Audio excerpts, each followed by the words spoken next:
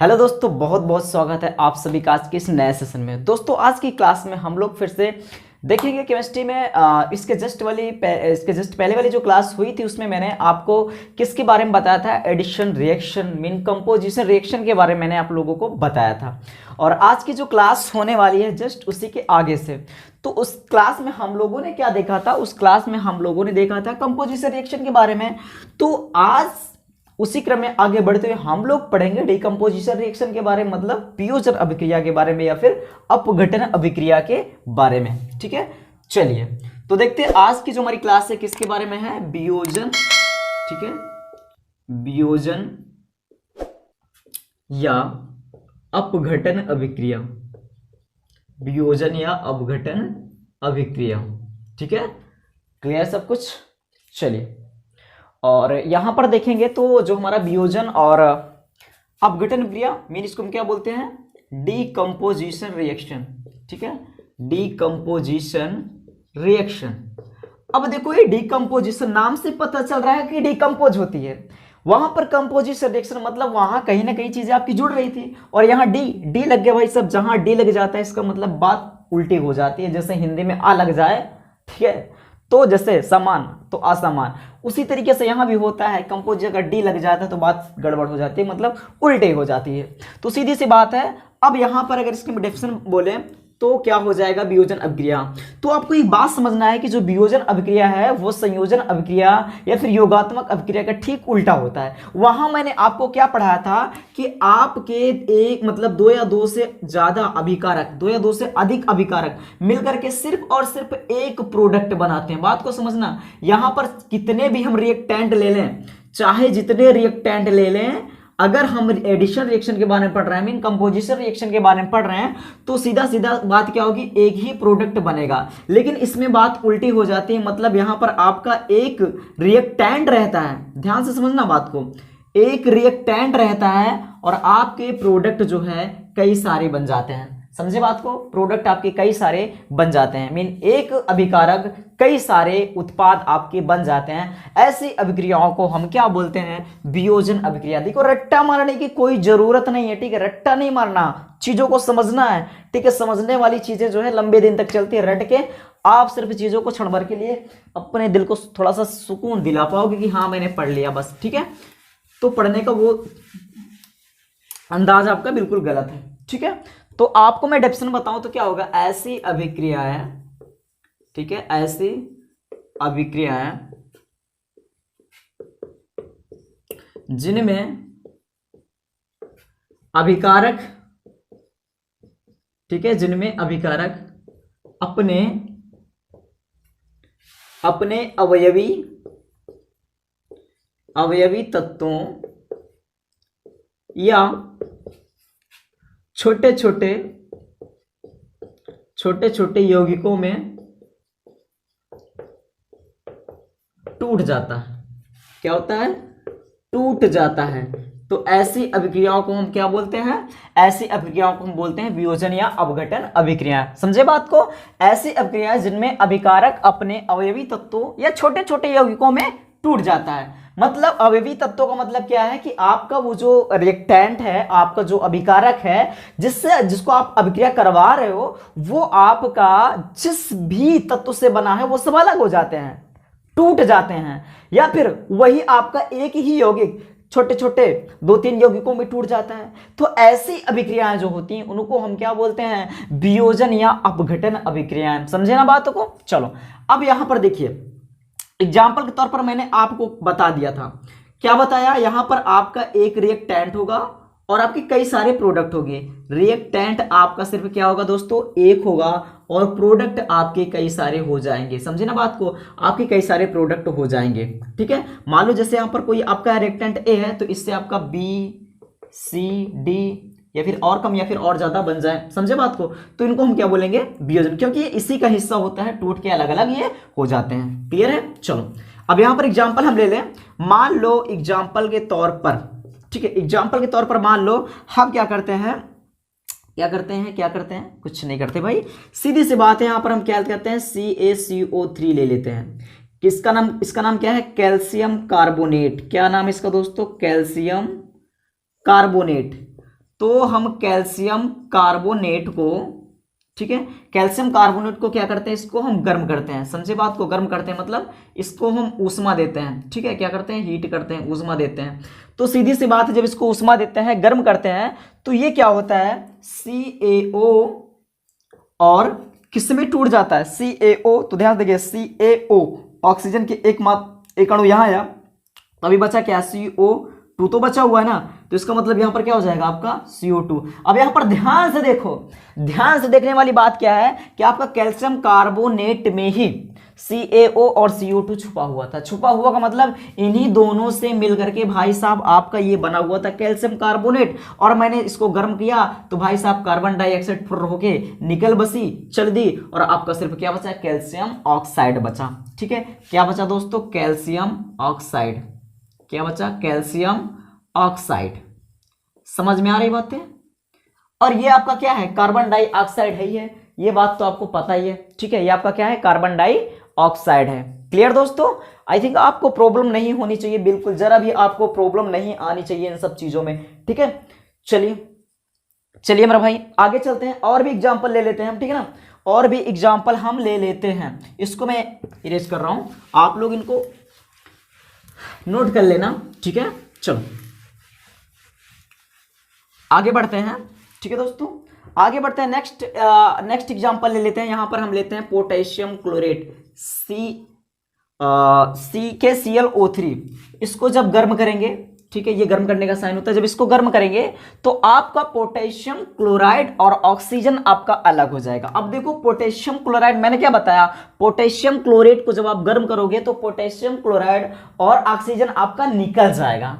अब ये देखो यहां पर मान लो हम क्या करते हैं, KCl और O3, तो भाई साहब O3 किसका सूत्र होता है, O3 किसका सूत्र होता है, तो O3 बच्चा ऑक्सीजन का नहीं बल्कि ओजोन का सूत्र होता है। किसका सूत्र होता है, ओजोन का सूत्र होता है। ऑक्सीजन का हमेशा O2 होता है। समझ में आई बातें, क्योंकि आपका ऑक्सीजन बाइमॉलिक्यूलर होता है और ओजोन का सूत्र आपका क्या होता है, O3, ये ट्राइमॉलिक्यूलर होता है, मतलब त्रिआणुक होता है। समझे बात को। तो हम इसको ऐसे लिख नहीं सकते, जब इसको हम लिख नहीं सकते यहां पर 2 से मल्टीप्लाई कर देंगे। जब 2 से मल्टीप्लाई कर देंगे तो यहाँ पर इसके भी 2 अणु हो जाएंगे, सीधी सी बात है, 2 से मल्टीप्लाई यहाँ भी हो जाएगा, और ऑक्सीजन हमारा 3 दूनी 6 होना चाहिए। तो इसको हम ऐसे ना लिख करके बल्कि 2 3 6 कर देते हैं। समझ में आई बातें, समझ में आई बातें। तो ये आपका क्या है, पोटेशियम क्लोरेट। क्या है दोस्तों आपका ये पोटेशियम क्लोरेट, और इसको मैंने गर्म किया तो क्या बन गया दोस्तों, पोटेशियम क्लोराइड। क्या बन गया, पोटेशियम क्लोराइड बन गया। समझे बात को। और ये आपका ऑक्सीजन है, ये तो आपको पता है। ठीक है, इसको बताने की भी जरूरत है क्या, इसको बताने की भी जरूरत है क्या, तो कोई जरूरत नहीं इसको बताने की ना। चलिए अब आगे देखते हैं दोस्तों। यहां पर एक एग्जांपल ले लेते हैं हम। ठीक है, फेरस सल्फेट अगर ले लेते हैं हम, यहां पर क्या करते हैं, फेरस सल्फेट, यहां पर हम क्या करते हैं, Fe2SO4 ले लेते हैं। समझे बात को। क्या करते हैं यहां पर यहाँ पर Fe2S4 नहीं, बल्कि मतलब यहाँ पर हम फेरस सल्फेट लेंगे तो यहाँ पर हम क्या करते हैं, FeSO4 ले लेते हैं। क्या ले लेते हैं, FeSO4, क्योंकि फेरस सल्फेट हमें बनाना है, तो फेरस सल्फेट बना तो FeSO4 लेंगे। अब यहाँ पर क्या हो जाएगा तुम्हारा, यहाँ पर इसको जब हीट करेंगे, गर्म करेंगे, तो यह आपका बन जाएगा फेरिक ऑक्साइड। तो फेरिक ऑक्साइड बनेगा, सल्फर ऑक्साइड बनेगा, तो सल्फर डाइऑक्साइड बनेगा।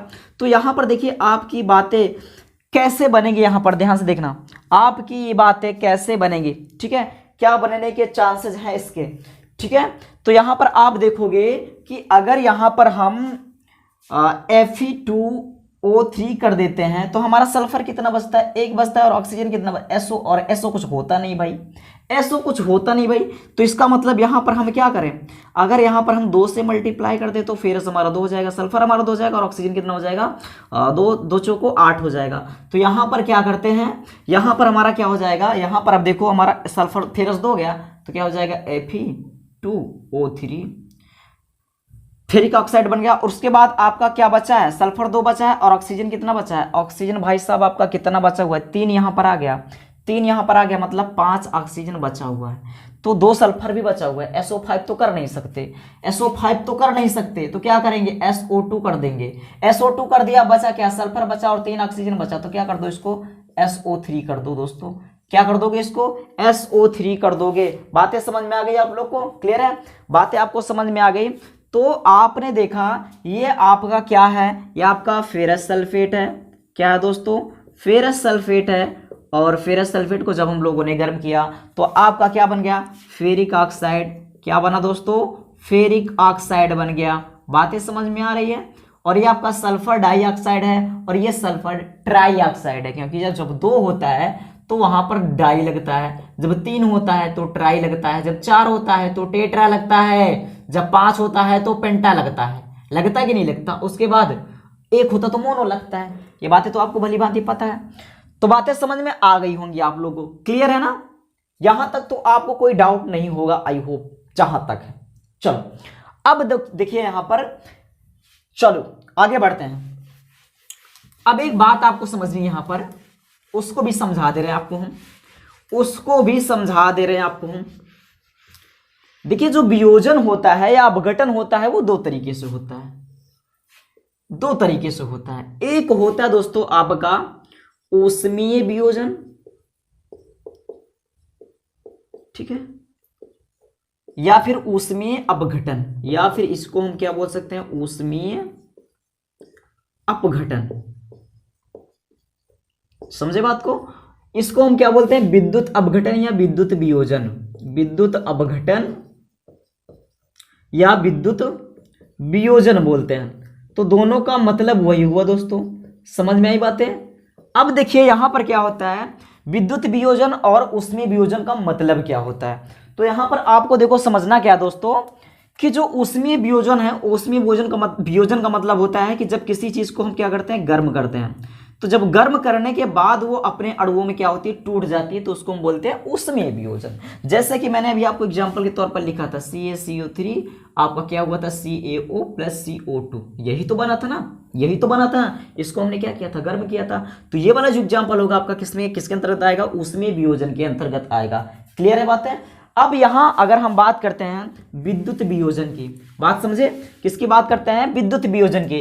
तो विद्युत वियोजन में क्या होता है, जब किसी भी चीज में, किसी भी चीज को क्या करते हैं, हम जल में घोल देते हैं और उसमें क्या करते हैं, उसको में करंट फ्लो कराते हैं। क्या कराते हैं दोस्तों, करंट फ्लो कराते हैं। समझे बात को, क्या करवाते हैं, करंट मतलब विद्युत धारा प्रवाहित करवाते हैं। तो जब विद्युत धारा प्रवाहित करवाते हैं तो वो क्या होते हैं, अपने अवयवी आयनों में क्या होता है, टूट जाता है। मतलब आप बोल सकते हो कि जो अणु होते हैं उसमें वो क्या होता है, टूट जाता है। लेकिन जो अणु होते हैं वो आपके, अब उसको अणु क्या बोलोगे, उसको आयन ही सीधा बोलोगे। मैं देखो समझाने का प्रयास करूंगा आपको, आप समझो बात को थोड़ा सा। इसको मैं एक को खत्म कर दे रहा हूं यहां पर।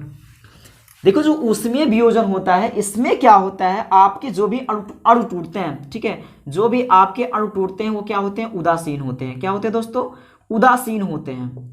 यहां पर मतलब जैसे हमने CaO लिया तो क्या हुआ, CaCO3 लिया मैं तो CO + आपका CO2 बना। लेकिन यहां पर जब आप विद्युत अपघटन होता है तो ये आयन की फॉर्म में टूटते हैं। किस फॉर्म में टूटते हैं दोस्तों, आयन की फॉर्म में, मतलब पॉजिटिव और नेगेटिव, पॉजिटिव और नेगेटिव आयन में टूट जाते हैं। बातें समझ में आई।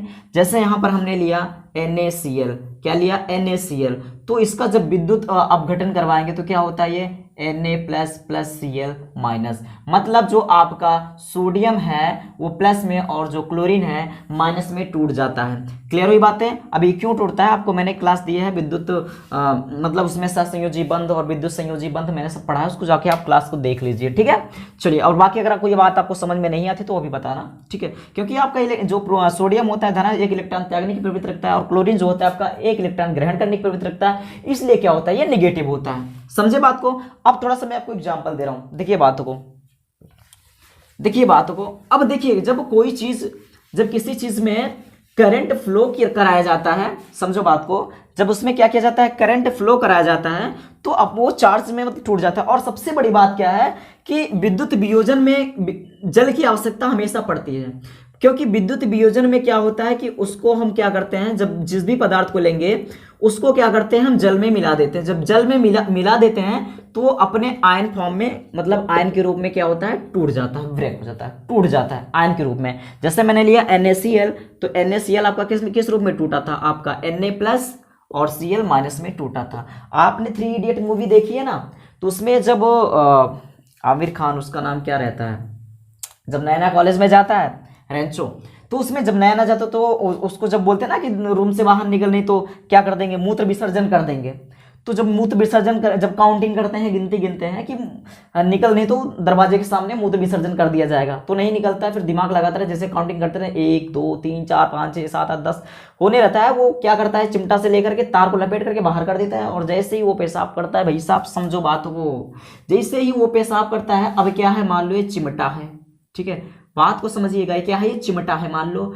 अब वो मूत्र विसर्जन कर रहा है, मतलब यूरिन कर रहा है, आपका पेशाब कर रहा है, तो होता क्या है, उस जो पेशाब गिरता है लगातार तो गिरता है, लगातार गिरता है ना, तो भाई ऐसे नहीं कट कट कट कट ऐसे गिरता हो, लगातार गिरता। जब लगातार गिरता तो आपको पता है ना कि जो हमारा मतलब जो कहने का मतलब जो मूत्र होता है, ठीक है, हम लोग को जो मूत्र होता है उसमें क्या होता है, NaCl की मात्रा होती है, NaCl की मात्रा होती है उसमें भाई साहब, तो सोडियम क्लोराइड टूट के जाता है, तो कहने का मतलब क्या है, आयन के फॉर्म में प्लस माइनस टूट गया। अब क्या है, करंट तो है ना इसमें, बस लपक के चढ़ गया ऊपर, और जब चढ़ गया तो ये आके गिर जाते हैं पड़ाक से, है ना, तो आपने उसमें देखा होगा। तो ये चीज यहां भी वहां अप्लाई होता है, तो आई थिंक आपको बातें समझ में आ गई, क्योंकि वो आयन की फॉर्म में टूट गया होता है। क्लियर है बातें? तो बस यही आपको बातें समझनी थी, ठीक है। एग्जाम के लिए मैंने इससे पहले की जो बातें बताई थी वहां तक आपका एनफ था। ये चीज मैंने अभी जो बताया आपको समझाने के लिए बताया, ताकि आपको समझ में आ जाए। ऐसी कोई बातें हो जो आपको समझ में ना आई हो तो आप लोग कमेंट बॉक्स में कमेंट करके दिल खोल के कमेंट करना, ठीक है, खाली आपके लिए, भरना तो जितना भरना हो। क्लियर दोस्तों? तो आपको क्लास कैसी लगी कमेंट बॉक्स में जरूर बताना, और अच्छी अगर लगी हो तो लाइक कर देना, ना अच्छी लगी तो डिसलाइक कर देना, ठीक है। और अगर अच्छी लगी हो तो फिर भाई साहब अपने हाथों को अपने दोस्तों के साथ शेयर करने से मत रोकना, और फिर चैनल को सब्सक्राइब भी कर लो, बोल रहा हूँ, ठीक है भाई। चलो चलो घंटे को भी दबा लेना, मिलते फिर अगली क्लास में, तब तक के लिए bye bye, take care, thank you.